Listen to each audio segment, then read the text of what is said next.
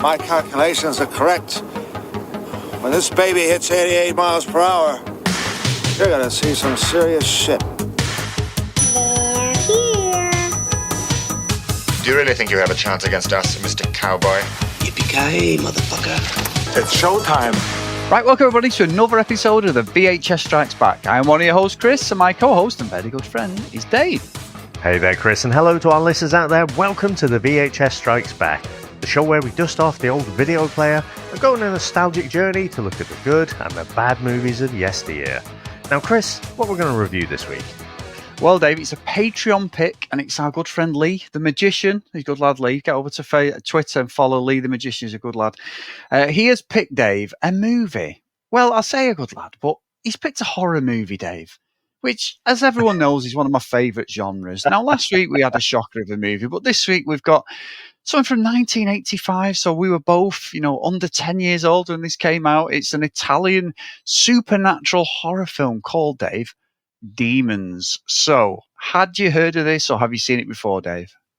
I hadn't ever seen this. I don't recognise the video cover, but actually this does seem to have a bit of a cult following, doesn't it? I'm surprised I've just never come across this at all. It seems to be one of those things that would have been around, those classic kind of mid-80s horrors, and it's just literally popped into my head now. Obviously, our timing's slightly off, isn't it? 'Cause we did a bit of a horror one last week, and this week as well. Maybe if I'd have thought about it, we could have engineered it to be in October, a bit of a Halloween month, but fuck it. It's too late now. But yeah, so no, never heard it.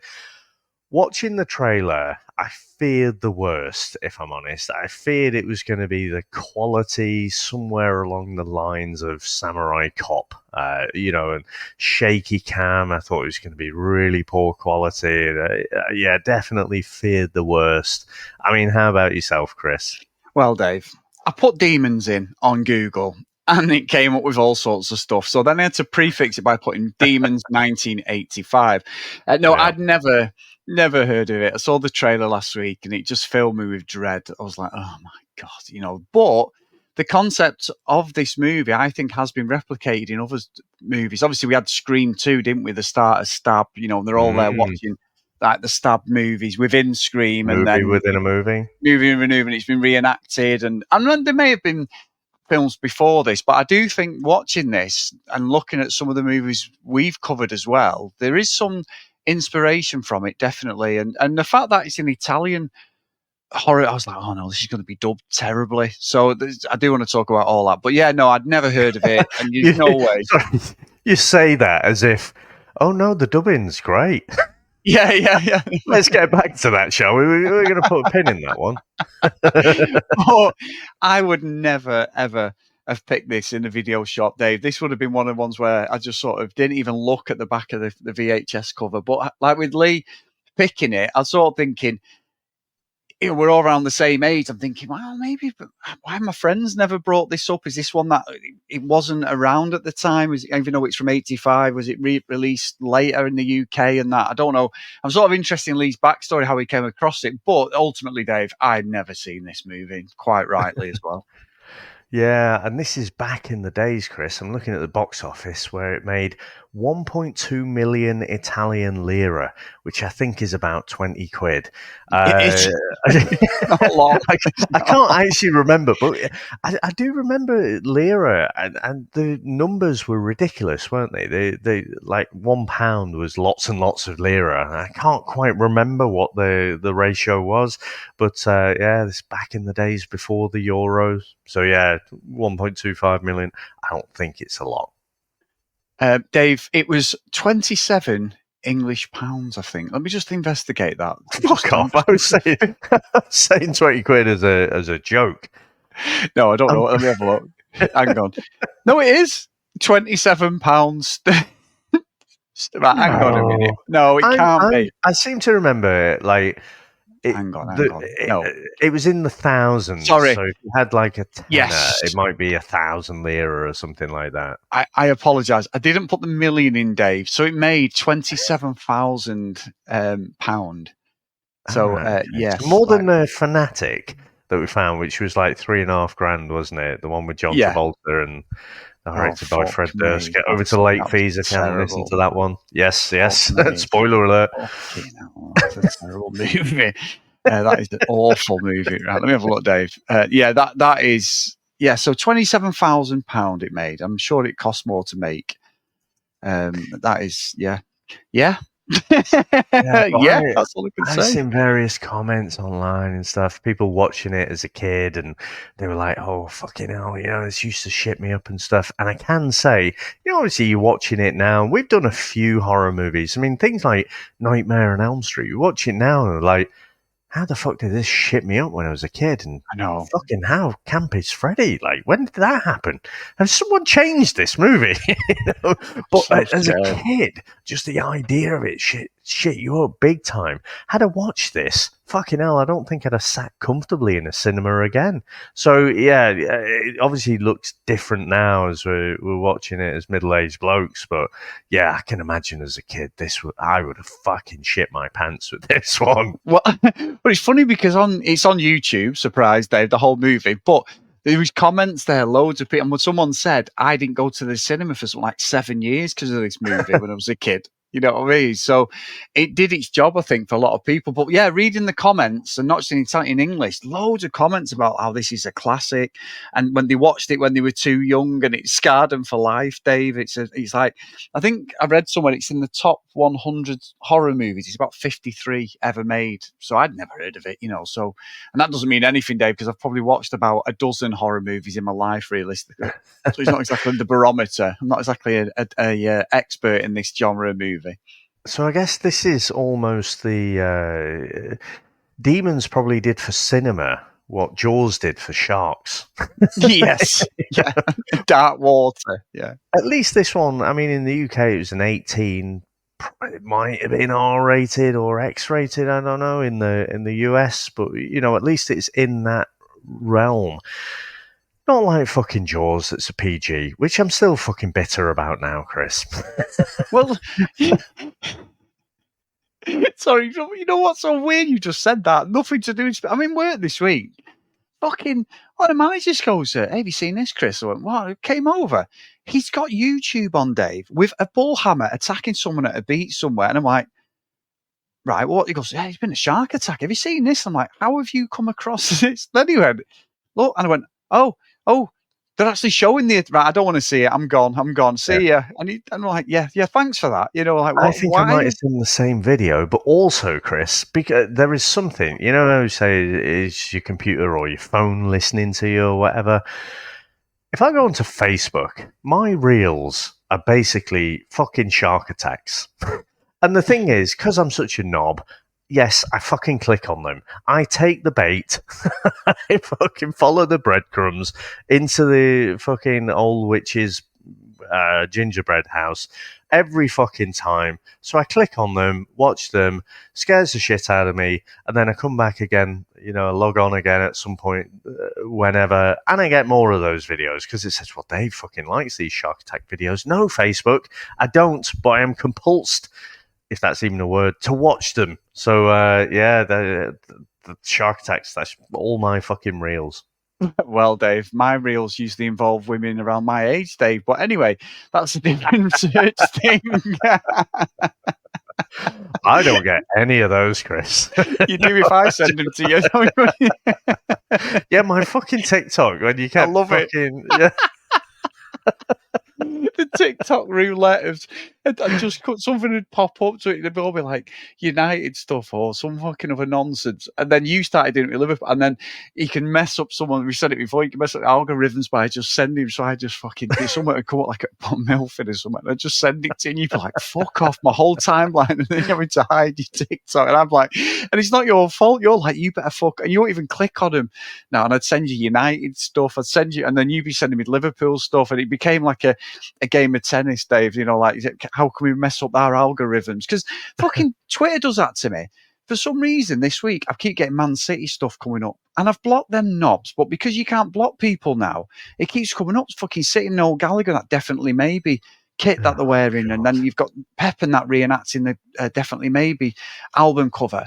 And I'm like, why don't? And I keep saying not interested. He goes, why don't you upgrade? I'm like, why don't you fuck off? You know what I mean? So yeah, I've had Liverpool for weeks and then fucking City. So yeah, it's not good, Dave. Well, I've been off Twitter for a little while now. It's funny you said about go and find Leigh on Twitter, and I was thinking this all sort of comes around, but I was thinking, well, you can go, but you're gonna have to dodge all the fucking porn and racism and shit. So ridiculous. I just gave up on it. It's like you couldn't even fucking look at anything. It's just like people like doing their OnlyFans sort of promotions and stuff. It's fucking all. It's just fuck it. I'm off. I'm out. Exactly. I know, and it cost you a lot, that didn't it, Dave? So Yes. Stop fucking my credit card's maxed out. Just fuck off. Right? No, but it's true. Giving me the breadcrumbs. No, but it's true because, like, you even genuine stuff now. Someone will put a post up, and anything that is slightly provocative, the first 4 or 5 tweets underneath are nothing to do with it. They're fucking like something that's close to it, and then you'll get the real. And then, literally, if it's something about, you could go on there and go, does, you know, like, say you went on, does my bum look big in this, like taking the piss? Next minute, you've got fucking all these fucking OnlyFans things all over, Dave. There is streams of him allegedly, but these streams of him, it's terrible. But you're right, the whole thing is just fucking an absolute shit show now. I only have it for the news and the gaming stuff, but you can't even go into a thread and read stuff because there's nothing underneath that is anything to do with it. And literally, if a girl's on there or a guy or something, you know, it literally is like, you know, someone will say, I'm lonely, and next minute you've got some fucking guy who say, I'm lonely too, come and see me. And like, no, fuck off. I'm having a mental breakdown, and there's about 50 fucking women underneath. I'm lonely, come and help me, you know, I'll cheer you, you know, all that sort of shit. And you're like, people obviously buy into it. They make, I think there was something I saw today, and there was a YouTube thing come up on Reels where it was something like the Sidemen or someone like that, like Jordan used to be into the Sidemen, like KSI and all that. And they earned so much, but then they were looking at this girl who was an OnlyFans who was on their show, and she made 63 million, or someone made 63 million OnlyFans last year, Dave. It's ridiculous. I still say there's a market for my fucking claw feet, but I don't know what to do with them, Dave. But yeah, it's ridiculous, isn't it? Like the careers you can make off it. But yeah, Twitter is a shit show. It's just porn and just a mess now. Yeah. But anyway, on that note, we should probably speak about demons again. So shall we get into the trailer? Let's go. The preview you are about to watch is for a movie that is unlike any you have ever seen before. It is for a movie that goes beyond temporary fear to everlasting terror.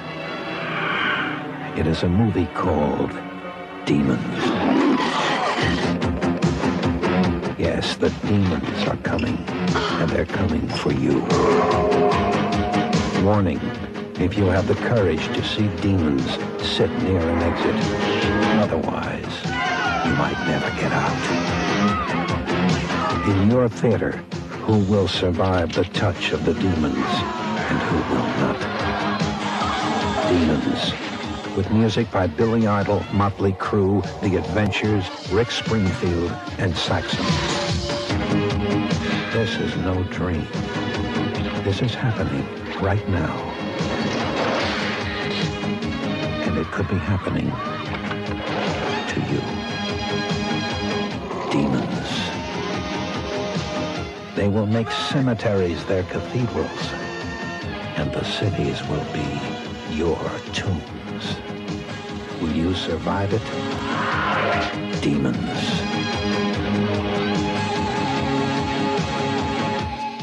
You know, I don't know why, Chris. I feel compelled to do it in almost like a Mr. Tumble kind of school story style. So let's let me try this.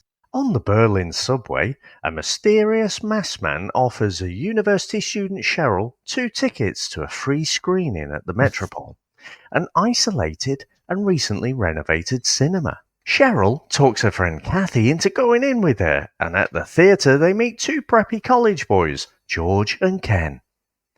Other attendees of the screening include a blind man and his guide daughter, a married couple, a boyfriend and girlfriend, and a pimp named Tony, along with his 2 prostitutes. No, Chris, what do you reckon to the opening of this movie? I don't know what I've been smoking this morning, but yeah, there's something about all the different characters that just, I don't know. Anyway, what do you reckon? So I love the names. Fucking George and Ken. Fucking Cheryl. It's Oh, based in Barbie. fucking Berlin. They're Italian, Berlin, these students. Fuck me. So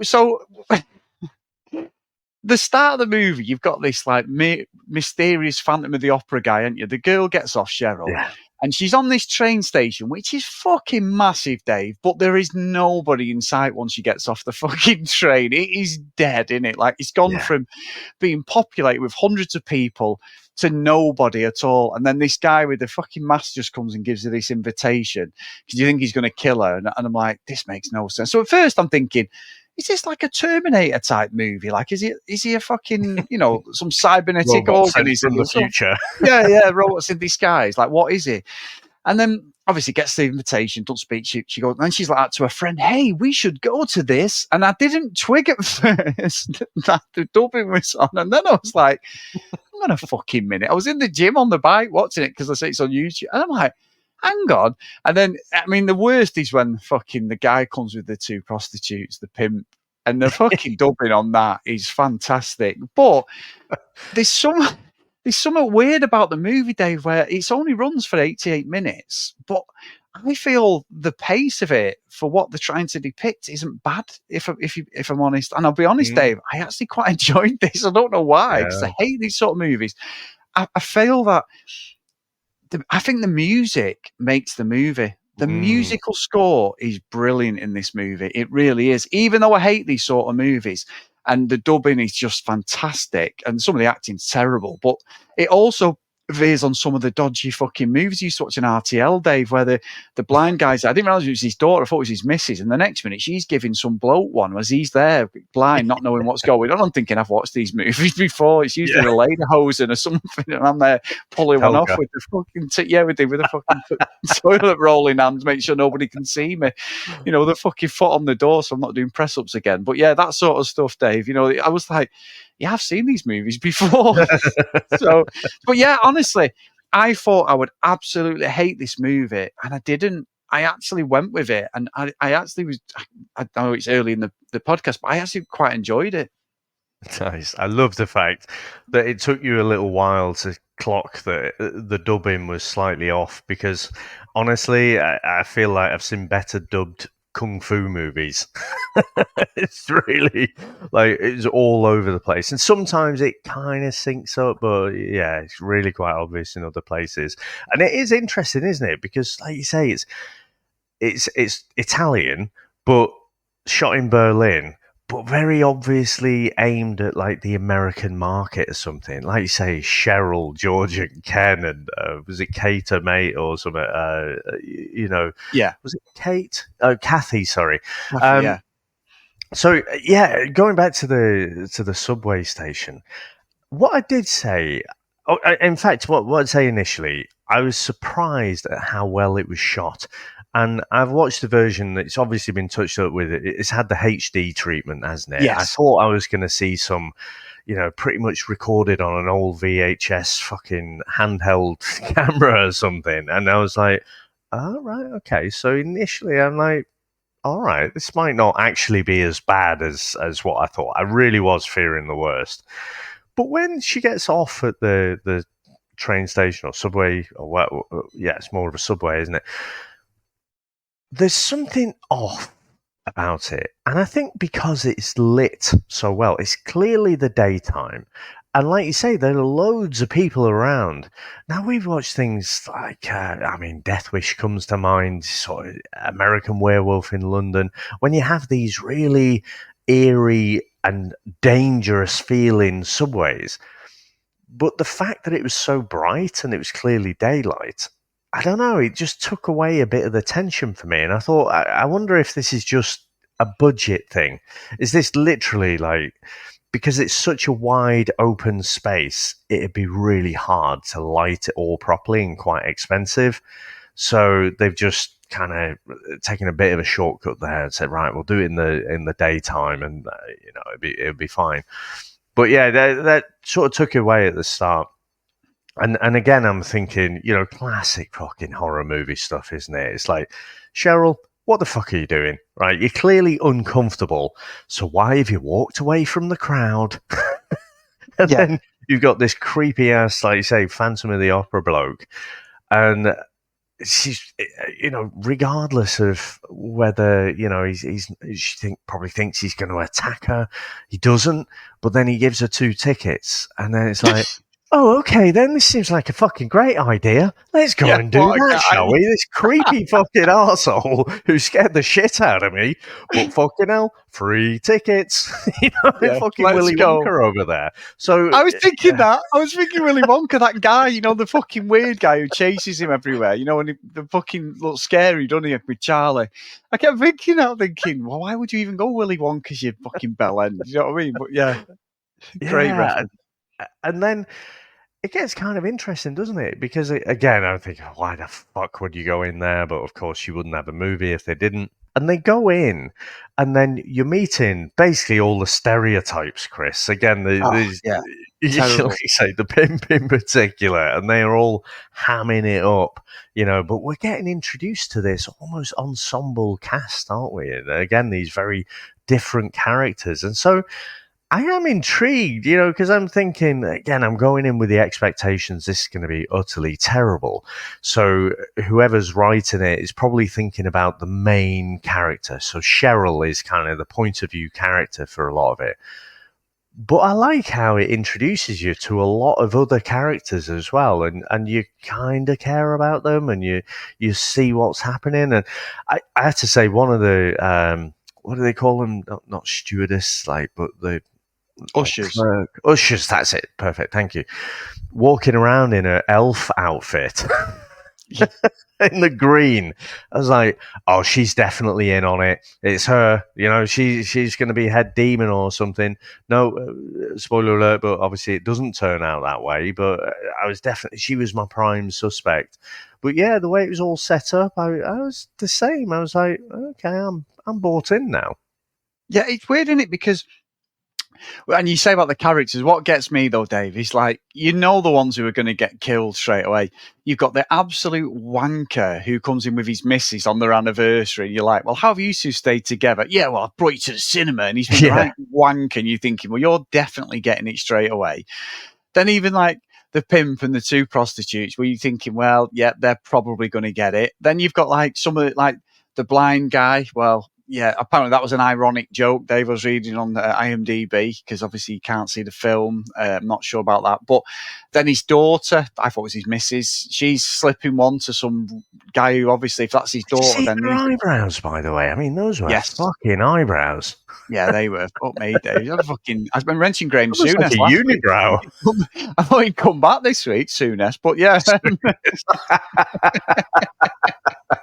Fucking hell, when we recorded that last week, throughout the day it was repeating on me. I was just like, fucking hell. All I sent you a picture as soon as did it, a little fucking turtleneck. I was fucking pissing myself because you sent it me as I was going to send it you, fucking picture of Souness. You just kept tickling me going, what fucking shit was I smoking to what Graham Souness? But anyway, but no, you're right. You can literally see the horror DNA of who you always get the ones who are cocky and horrible, aren't you? And you think, yeah, you're definitely fucking getting killed, or you're going to be the first victim. So I think that side of it, when obviously one of the girls, and it's horrible saying it, but the prostitute, her face is bleeding in it, and then she goes to the toilet, and this is where it all changes over. But then the main character to Cheryl and that guy who from nowhere, they just sort of make acquaintance with him, don't you? So you're thinking, well, a friend's definitely going to get killed, and this other guy, because they're just cannon fodder, they've hardly had any lines. Unfortunately, Cheryl's lured fucking Caffeine to her death. Unfortunately, she wasn't ours, but she's not bothered. But I honestly think when you get the first attacks and they end up coming through the screen and that, and you're about 25 minutes in at this point. So it's actually done a good job of table setting, hasn't it? It's not just gone for it. Because I'm thinking, and then after 25 minutes or whatever it was, half an hour, I'm thinking, God, we've got an hour of this. It felt like we'd got to a good point in the movie. But once the music kicks in, when people are getting killed, Dave, it's like fucking. And if it's, I mean, I think in the gym, I didn't realize I had it at 1.25 speed. I'm thinking, I'm sure Billy Idol's song's not that fast. And I was like, you dick. So I took it off and I watched it at full speed. But the music's brilliant. It's not like Benny Hill, but like the beats of the kills and everything. It just seems to work with the movie. The effects are now pretty good and there's some silliness to it. But the fact that there's a movie within a movie being done and everything, it doesn't feel 1985 in some respects. Yeah. And again, I think the HD definitely helps. But one of the massive surprises for me is how some of the body horror effects still stand up. You know, again, like American Werewolf in London, that first transformation, I can see it in my mind's eye now, but I would hold some of these transitions up with that. Now, I'm going to be a bit of a fucking pedantic dick now, though, so bear with me. My expectations were set in terms of the quality of the movie, like I said. The fact that it is called Demons, I have a particular supernatural expectation, and it's the supernatural stuff that I fucking... When I say I hate, I mean it shits me up more than any other type. I know I joke about Jaws and stuff like that, and, you know, obviously things like, not Scream, but slashers, say, you know, can have jump scares and stuff like that. And I don't know if this is because, you know, when we grew up in the kind of 80s, there's a lot of satanic panic stuff out there, wasn't there? A lot of supernatural shit. I would say that one of the things that stresses me out the most, if I get in my head, right, say I'm in the house on my own and I get in my head, say watch The fucking Exorcist or something, and if I'm brushing my teeth and then, you know, you sort of bend down to spit, every time I look in the mirror and just check there's no one behind me, you know, but there's an expectation in that brief moment to think, maybe I don't want to look because there might be, you know, that is the worst for me. And when I'm in my head, fucking hell, it takes me a while to come out of that mode. So I'm expecting this Demons to be more on the supernatural side of things, but this is almost biological. It's almost like they're zombies, you know, they're infected, and it's passed through, you know, scratches and blood and all this kind of stuff as well. So the first woman who got infected, it was through the scratch from the mask, wasn't it? Yeah. And then, you know, she went first, and then there was another woman who got, you know, attacked and then transition later on. And the scratches, the talons that they have when they go through that transformation, the scratches, it's almost like werewolf markings down the side of the neck and stuff. But the pedantic bit of me was like, not fucking demons, are they? They're not demons. I don't know. Is it just me? It bothered me. But you asked about that, the fact that it should have been more supernatural, but this is more kind of zombie or something, some kind of infection. Or what's that, 28 days later maybe? Because they're not zombies, but they're definitely infected and then they transform into something else. Yeah, I did think sort of an alien type thing in some respects because of the effects, but also, Dave, I do think if you look at it from like watching the whole movie, definitely Tarantino in Dusk Till Dawn took some sort of inspiration. The fucking Walking Dead, especially at the end, is an absolute rip-off of The Walking Dead, which I fucking hate that series anyway, as you know, because it's the same bullshit, but it felt very Walking Dead at the end as well. So I felt like there's maybe these people who made this stuff later got some inspiration from this movie. Well, just because you brought the end up, I'll go there, but obviously we'll go back again in a minute. But I guess that was another surprise to me. That, I mean, The Walking Dead didn't create the idea of the apocalypse. No. I try and explain to the kids like why there was so many apocalyptic themed movies and stuff around the 80s, and it's like, well, we all thought, you know, between America and the USSR we might end up fucking in a Mad Max world or something, you know. So a lot of storytellers, you know, film, books, TV and whatever, were all apocalypse themed. So I thought this was going to be localized to the cinema, but, come the end of the night, the sun comes up, I don't know, maybe they've got like a vampire thing, maybe they fucking explode in flames, but it's wrapped up by the end of the movie. But it's not. It is like a zombie breakout, isn't it? And it's gone outside the cinema, and the whole world's gone to shit. And then that's how the movie ends. So that was a massive surprise to me. Yeah, and you're right. It isn't. It's look. It's these movies before it. I just felt as we were going that there was bits I can go. Hang on a minute. Tarantino's watched this bit. The whole switcheroo in Dusk Till Dawn and all that sort of thing. It wasn't as obvious in this. It was a cut, but that everyone ends up being a vampire, don't they, and all that shit. And then, especially at the end. But you're right. Like the whole idea of it. And what I like about the movie in this, I'm saying like Dave, which is fucking unheard of for me, because Leigh's done a good job here, is these very quiet bits, isn't there? Where some of it don't make sense because they're walking around this cinema where it's fucking massive, this cinema at this point for the movie, the context of these quiet rooms or all these biggest cinema in the world, isn't it? With more screens than fucking has ever been on the planet. It's fucking huge. It's like an Odeon complex, isn't it, with IMAX and stuff. There's loads of them. So what was really weird is George and Cheryl, obviously the only ones who are surviving. But I like the fact that you've got these lulls where they're talking, the dialogue, right, and the dubbing's not great, but you can go with it because you also know at any point there's going to be a fucking rock tune from the 80s just kick in, like Motley Crue or whatever, and it's going to go fucking crazy until everyone in the room is dead and the people you think are going to survive, or they've been infected, or George and Cheryl have killed them. And that's what I like. Is like each scene you're thinking, oh, what's going to happen next? Like the punks come in, don't they? And they bloody break into the cinema. But then you've got the motorcycle and everything, Dave, through the auditorium and that. And I'm like, this is fucking Ghost Rider. What the fuck's going on here? You've got loads of things. So even though I should absolutely hate it, it's just fucking crazy. And the helicopter crashing through the roof as well. You're like, honestly, I think this is just fucking bonkers. It feels like, and I don't read a lot of them, but it almost feels like a comic book, and they've just put it on screen. It's like someone's mind has just gone with these crazy ideas. But I honestly think once they turn the music on, it's like everything's got to be killed and done for that scene by the end of the song, and then it just stops, and then you're like, well, what's going to happen next? So I really enjoyed watching this one. I can't pinpoint why, because it is pretty much a bag of shit, but it's just got so many stupid things that make no sense. The helicopter just makes no fucking sense, but it works.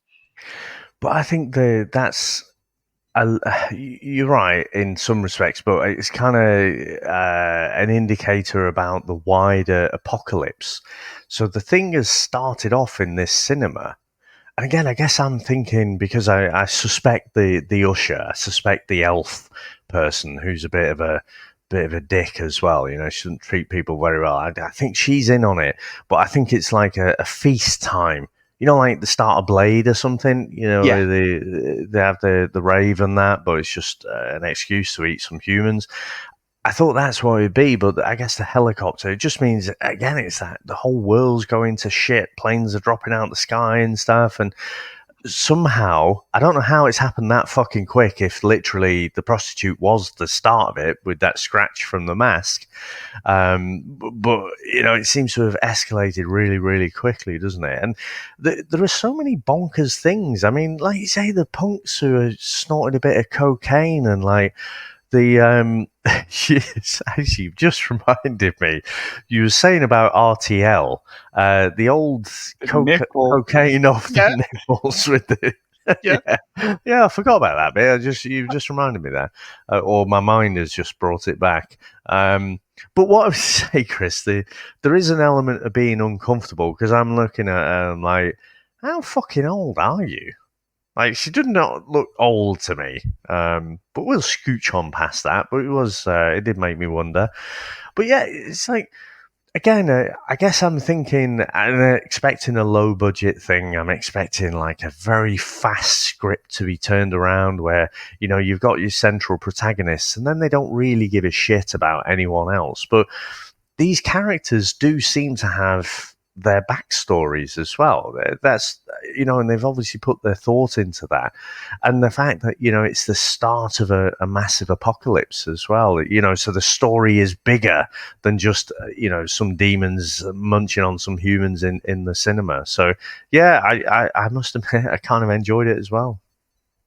Yeah, honestly, you're right. And it's weird. It's just such a silly movie, and everything about it, like the bike scene's fantastic. Because you're like, look, logistically, you're not getting around that fucking cinema. There's dead bodies everywhere, but there's enough room for this bike to fucking go on a bit of a thing. But then you're right, that scene with the cocaine and the girl, I'm thinking, yeah, I've seen this movie before as well. Done back in the day. Yeah, 100%. Young fucking 17, 18-year-old Chris doing his 100 press-ups would have been all over that scene on Rewind, Dave. I was like, oh, yes. Anyway. Fast forward past the rude bits. Yeah, obviously, because then nobody know you've watched it, Dave. Yeah, very clever. That was the fucking... It still blows my mind that was your theory.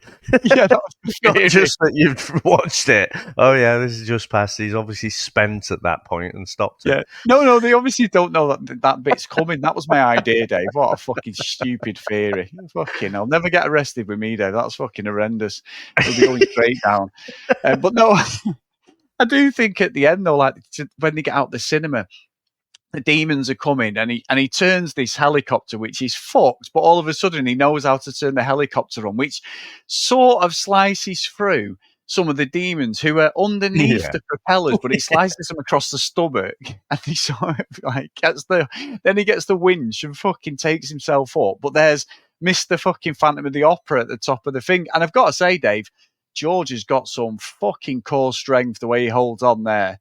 That guy appears, throws Cheryl to the side, and I'm thinking, she's got to come in and save him. And he's there doing his fucking acrobatics, holding onto these steel rods, because basically the cinemas are below a fucking freeway, which is fucking ridiculous. But again, the cinematography's pretty good, and then she does take him, and then George comes and fucking, impales him and all that thing. But then he did look round because one of the demons had got out.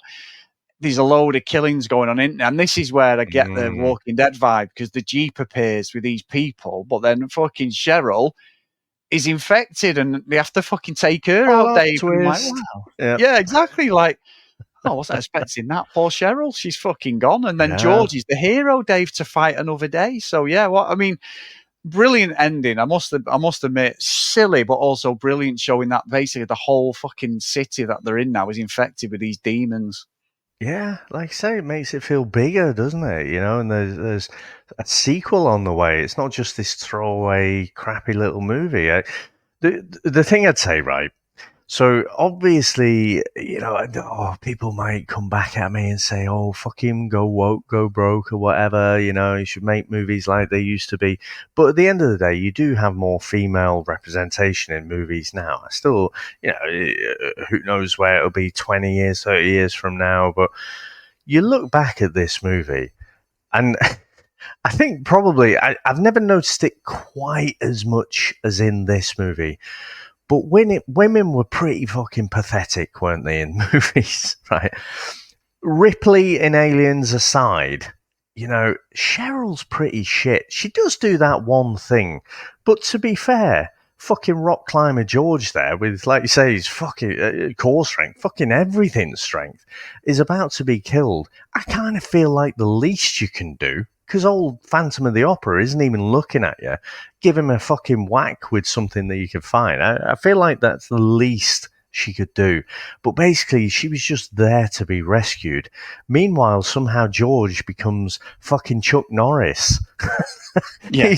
He's a college student or something, but he's got a pair of guns on him, and like fucking, he's suddenly, I don't know, fucking Seagal out of Under Siege or something. So I just felt like the machismo really came across, and we should have noticed it probably more in lots of other movies, but I just thought in this movie the women were basically there to be rescued. But it was a massive surprise, to have that twist at the end, that basically we've been following Cheryl right through the movie, and like I say, her job was basically to be rescued, but then she fucking turns. And so George is like, I don't know, going off to be Rick Grimes in the Walking Dead universe or something. So, yeah, it's... I am intrigued, Chris. I am as intrigued as you are. I'm assuming you've watched Three Men and a Little Lady now, but when we did Three Men and a Little Baby, how intrigued and thirsting you were to watch the sequel. I know there's a sequel to this, and I am intrigued to find out what happens. Yeah, I'm not that intrigued, Dave. But anyway, let's just move on from that. Yeah, steady. Not that much. Yeah. Not that. Don't be silly now, Dave. Don't be silly. But no, I'm with you. It does feel like a cheap layup, doesn't it? Like, oh, we've got to have the male hero, when George was just someone who's trying to get his leg over at the start. And you're right, at the end, he's got the Rambo vest on and fucking everything, hasn't he? He's got fucking John McClane from nowhere, and he's just like, all of a sudden, he's turned. So it is a bit of a cheap cop-out as well. But also, I don't think it ruins like how I feel about the movie. I just sort of take it as, and I didn't know there was a sequel till I was reading up before we recorded today, but that makes perfect sense. Now, whether George is the fucking hero, Dave, that we need, I don't know, but maybe it is him, I don't know. But yeah, but I mean, what a great movie to talk about today. Something that I would never, ever have... It would never even cross my mind to go, I'll have a watch of that. But just the silliness. I just think the music was brilliant. I just think the whole soundtrack is excellent. I mean, I'm sure there must be some copyright problems, Dave, because I don't know whether he would have got the permission. But if he has, fair play to him. Like the Motley Crue, you've got the Billy Idol, White Wedding especially, you know what I mean? Go West. There's loads. Saxon as well. Some classic stuff there, Dave. So really, really great movie. I don't think they cared as much about that back No. then. But definitely, who knows whether he's the hero that we need or he's the hero that we deserve. But Chris, should we get into our final review? Let's go.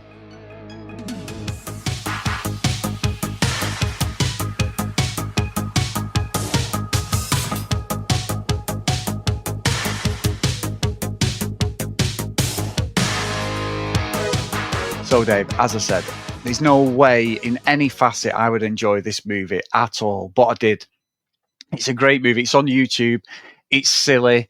It's nonsense. But once that music kicks in, it's almost like when you've watched, like where someone gets a chainsaw and they're chasing somebody and you think you've got that, like, I always had that tension when I was watching it. When I realised, like, after the first song, that basically the song means there's going to be a killing spree. And they don't play the whole song all the way through, but you might have, say, a minute or 2 minute segment, but there's going to be fucking necks, fucking eyes pulled out, heads fucking snapped, whatever it's going to be. There's going to be an absolute massacre. And then it slows down. Probably to do with the budget, but it works really well. And then it goes fucking crazy again. And so, honestly, stupid movie, makes no sense. And I definitely feel that these movies after it took some inspiration from this. But I'm going to say, Dave, which is very rare, I'm going to put this in Hall of Justice. So, no, I'm not. I'm going to put it in Hill Valley because that's a completely different podcast. And how I've thrown that in there. How I've just done that, I do not know. Hey, I sent something. What did I send it to? Hell's Kitchen last week. Kitchen, it is the universe trying to pull us back, Chris. We haven't done one for a while, so we need to sort that out. We do need to sort that out. But yes, I'm going to put it in Hill Valley, Dave. Definitely worth a watch. Definitely, like I say, it's on YouTube. It's silly. And I can completely understand why this is a classic movie because it's just ridiculous. And I did feel at times I was watching an earlier version of Dusk Till Dawn when it all goes crazy. So, enjoyed it completely. And Leigh has done his job there, Dave, for a horror movie that wasn't Scream. So, good pick, Leigh. What about yourself, Dave? And you know what? I've just made a connection. It might not be anything, but you were saying about Tarantino and the kind of likeness to From Dusk Till Dawn, because in Dusk Till Dawn you have Sex Machine, don't you? And he's the one guy, but you have the ex-army vet as well. Keep the black thinking guy. of him, Yeah, maybe he's an inspiration from the pimp in this one. Could be nothing, but I'm not too far away from you. So I went in with low expectations for this one. I thought it was going to be terrible, to be honest. But yeah, the quality, the like you said before, the cinematography of it, the way it's shot, but the fact that it's had the HD treatment, the fact there seems to be some original ideas. One of the things I didn't mention, but I didn't really like, was the demon popping out of the girl's back or the woman's back. again, for me, I was like, okay, this isn't a supernatural demon thing. This is more like a biological transmitted disease type of thing, like more like zombies. But then, like, you get this weird fucking demon who pops out the back. It just seemed out of keeping with everything else. But some really original ideas. I like how you've got this cast of people. You know, you got lots of different people with different backstories coming into it. I thought it was actually really good. We haven't mentioned as well about the reflective, you know, the shining eyes, which again, it's one of those things that kind of original. I don't think I've seen it anywhere else, but another one where I think, oh yeah, I can see why this is a bit of a cult movie. And so, yeah, I'm going to go, you want me to say Whole of Justice as well, but my brain does. I'm going to put it in Hill Valley as well. Definitely enjoyed it. Definitely intrigued to see the next thing. But I think it's because it's a massive surprise to me. It's not one that I'm rushing to kind of watch the sequel or rushing to go back and watch it again. But I think I will watch this again at some point.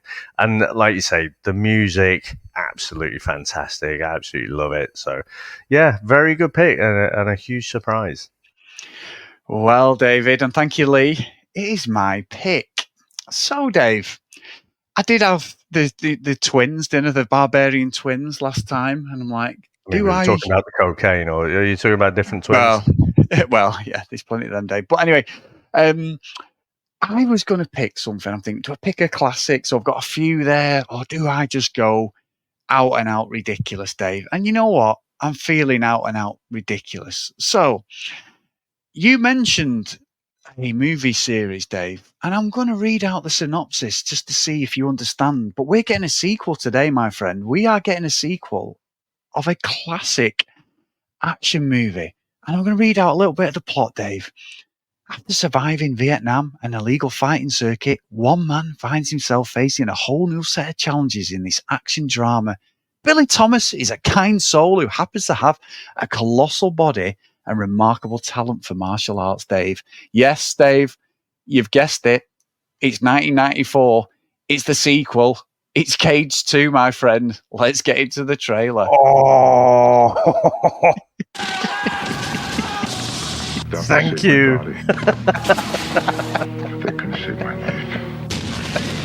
I have been thirsting for this one. Most of me died back in Vietnam. Oh, I actually can't fucking wait. I don't even want to edit this now. I want to just get straight into this movie. Broadcast on the cable television.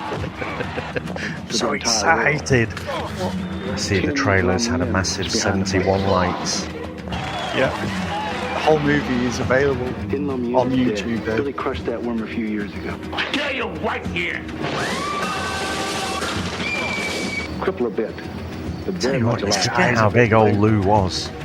Well, he just done Mr. Universe at this point. Again, he's like, His heart could burst at any time. We give you Red Brown back in it. Yeah. to make you more aggressive. I'm ready now. The people want to see me in the cave.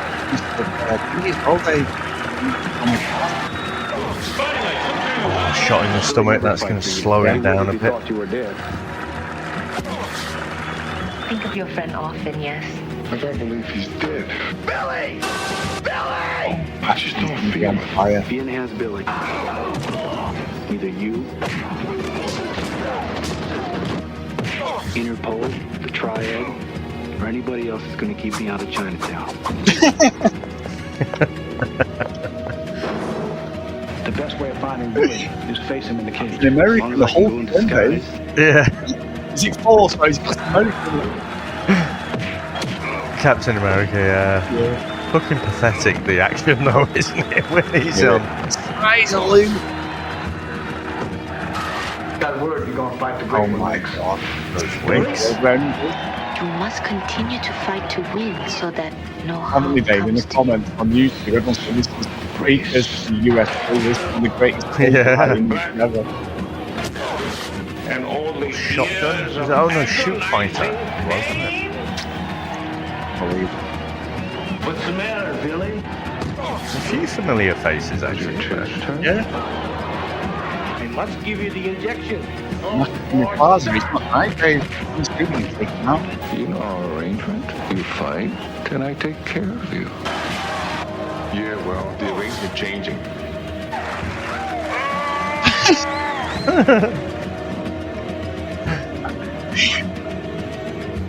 We were thinking about this trailer. I think you mentioned it last week. I was like,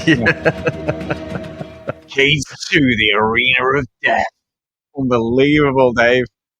Can't fucking wait for next week. Oh, yes. I mean, I just, we've done a bit of horror, haven't we? And, I think I picked Fugitive before. Now, to be fair, we did do Double Trouble, so I guess it hasn't been that long, but that was like a buddy cop movie, but proper martial arts, nonsense action, fucking ridiculously low budget. Chris, I can't wait. I can't. I've never seen it either, Dave, so it could be terrible. Yeah. But I have, like you say, I've had this. This is one of those where I haven't watched the sequel, but I remember when we did Cage, and I was like, oh, fucking, I want to see more of this. It's so ridiculous, but fucking roll it on. Oh, it was you last week when you said it. I had it on my little list, and I'm like, you know what, I'm going to pick it. I think you messaged me this week going, it's your pick. I was like, oh dear. Oh, of course, because I am your PA, and of course, yeah. Dicky remind you of these things every single day. Yeah, but anyway, so next week, Dave, could be a classic. It could be a disaster because it's my pick, and just bear in mind you are the week after. So if you just want to tread kindly, Dave, depending how you like Cage. Did you say this is on? I'm assuming this is on YouTube, isn't it? The whole thing's on YouTube a couple of times, Dave. There's actually more versions of the full movie than a trailer. That's the only trailer available, but there you go. This could be a candidate, Chris. It has been a couple of years, hasn't it? But we need to do another commentary. I know it takes up a bit more time. We have to be a bit more organised, planned ahead with commitments and everything, but it might be a candidate for a commentary if no one's asked about the copyright. Yeah, I think so. Let's do it. Absolute classic. So massive thank you to everyone. Big thank you to Leigh for picking today. Demons. What a surprise that was for me more than anything. If you want to support us, please get over to patreon.com/the VHS Strikes Back. If you want to email us, the VHS Strikes Back @gmail.com. If you want to follow us on social media @VHS Strikes Back. So the roll call of honour and a massive thank you to everyone who supports the podcast, past and present. We do appreciate it. Is John, Mike, Leigh, Helen, Dylan, Stephen, Trent, Dan, Justin, Susan, Timothy, Matt, Hales, Ken, Lucky Luda Green, Herbs, Jack, Math, Blake, John Hammond, and Mr. Tony Farina. So thank you so much, guys. Amazing support for us both. We really appreciate it. So now, Chris, for our little musical number here, I actually have a couple of different variations. So a bit of double trouble, if you like. Now, obviously, this week's movie was selected by Leigh, and he was actually one of the people who reached out to me and said, how do you put these songs together? So we've had a bit of a back and forth. And I said, hey, in a few weeks, your pick's coming up. So if you want to put together a track, I'll go ahead and play it. So, Chris, I've got Leigh's song. Now, what was the actual name of it? We called it, called No Escape. So I'm going to play that one first.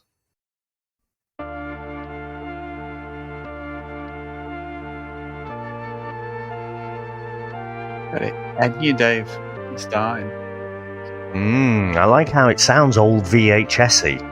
Yeah, it does. Almost like that martial arts training montage where Van Damme's looking for the master somewhere. The guy is at the Lauren Avedon. Doesn't it? The brother's been killed and they're going to see the stage. You can see it walking down the street. Up in the aisles, fear in their eyes. Demons are coming with boils that pop. No way to hide, it's do or die. Cinema echoes they're trying to stop. Screams in the distance, no more resistance. Sylvester's twin breaking through the dark. Blind man's lament for dollars spent. Loving the monster who tears them apart.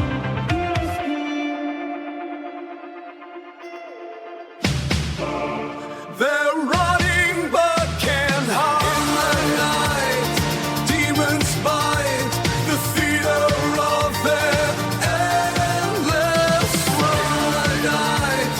Hearts ignite, hearts ignite. not a single care. Groovy with buddies, they dance as they fight. Flashing of lights, endless night. Hopeless, but somehow they feel alive. Blind man still cries, tears in his eyes. Only wants safety for beautiful child. Sylvester Twin kicking in, defying the dark with a hero smile.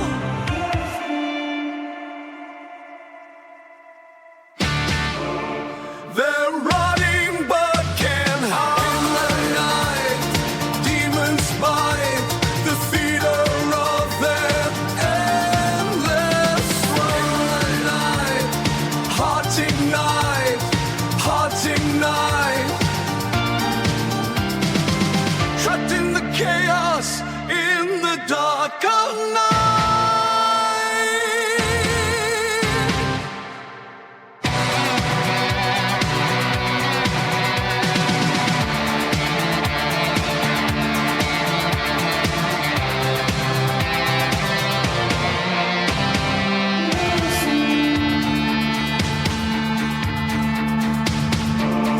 They're running but can't hide.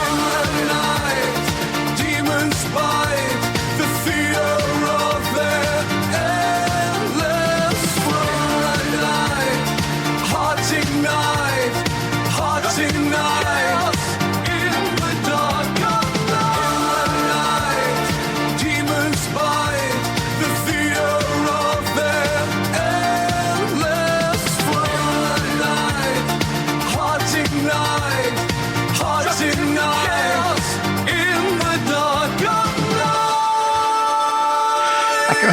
That is 80s. It's got Mark Allman, Depeche Mode, Pet Shop Boys, and it almost feels like it should be the Lost Boys, doesn't it? You know, like Lost Boys, very it good would definitely movie. fit in there. Yeah, at Yeah. the start. So, what's his name? Not Mark Owen. Who's the one you just mentioned there? Mark Allman. Orman, yeah, that's him. That's the missing link. I was thinking like Depeche Mode, Human League, Bowie, but he's the missing ingredient. It was definitely a bit of that. I love the chorus. I think the chorus is the real hooky bit. Yeah, so absolutely amazing. Now, hopefully Spotify is not going to pull me up again for playing a couple of tracks, but let's see if you've got it in you. This was the track I'd originally worked on for this one. Bit of a different sort of imagine, Chris, if you see the video again, we've got the poodle haircut, maybe a bit of White Snake or something like that, staring, in the cinema, staring deeply into the camera, stonewash white jeans, big massive fucking shoulder pads, leather jacket. That's the mindset I want you in for this one. Okay.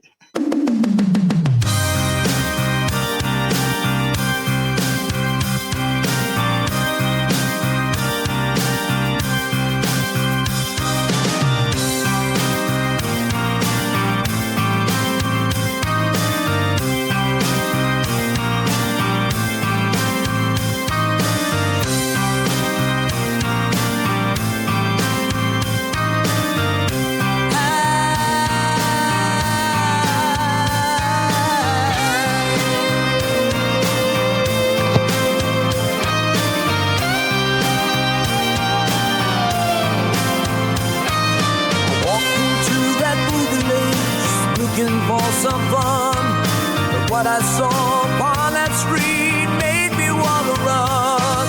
The film began, the terror grew, crowd was unaware that once the demons came to life, they give us all a scare.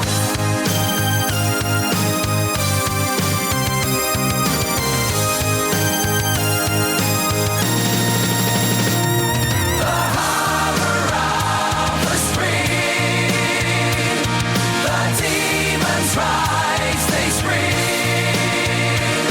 torment and death they bring.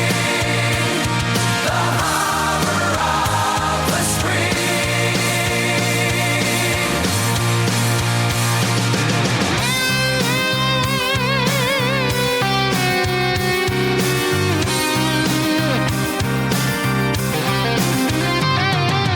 Fear stopped the sort of seal. You hear the screams, you feel the pride the demons have revealed. The claws are sharp, their eyes are red, they're hungry for a feast. And now you know that on this night you'll never leave in peace. Yeah.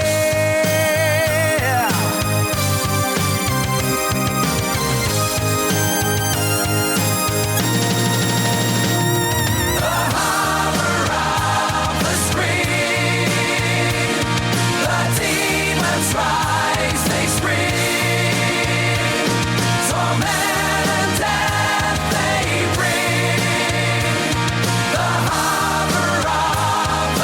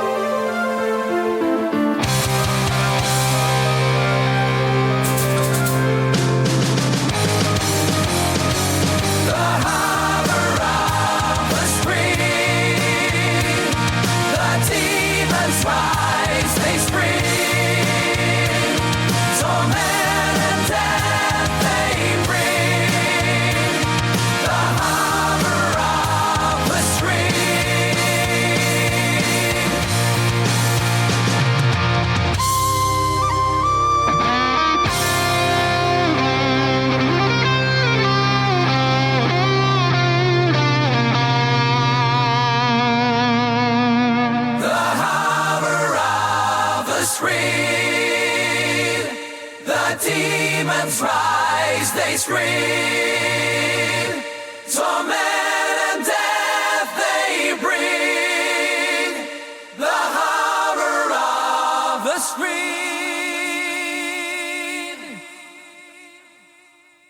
Chris, even though I've been doing these for a few months, it still blows my mind, like, what you can actually produce.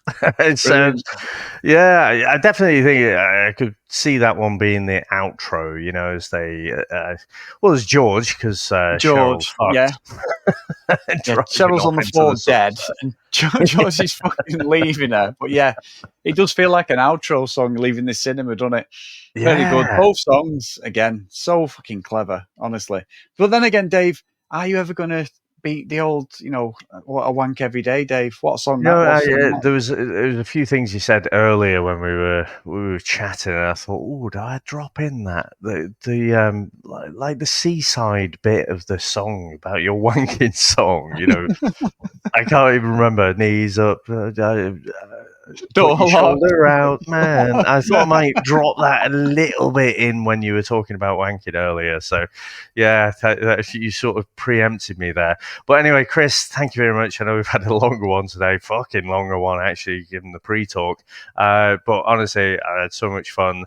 Leigh, great pick. Holy shit, I cannot wait for next week. I have no idea what musical style I'm going to choose for that, but let's watch it first. So, sir, thank you very much. Thanks to all our listeners. Thanks to all our supporters, and we'll speak to you next time. Bye. That's it, man. Game over, man. It's game over. What the fuck are we going to do now? What are we going to do? Maybe we could build a fire, sing a couple of songs, huh? Why don't we try that?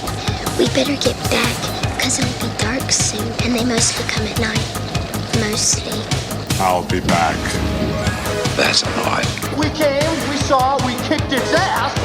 Wax on, wax off. Ah!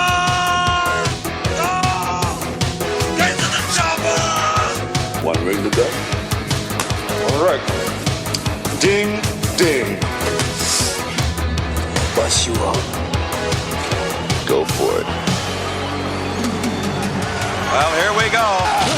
Ain't so bad. Ain't so bad. Ain't so bad. Come on.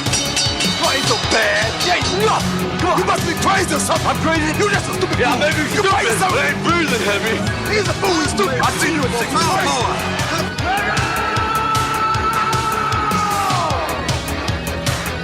I must break you.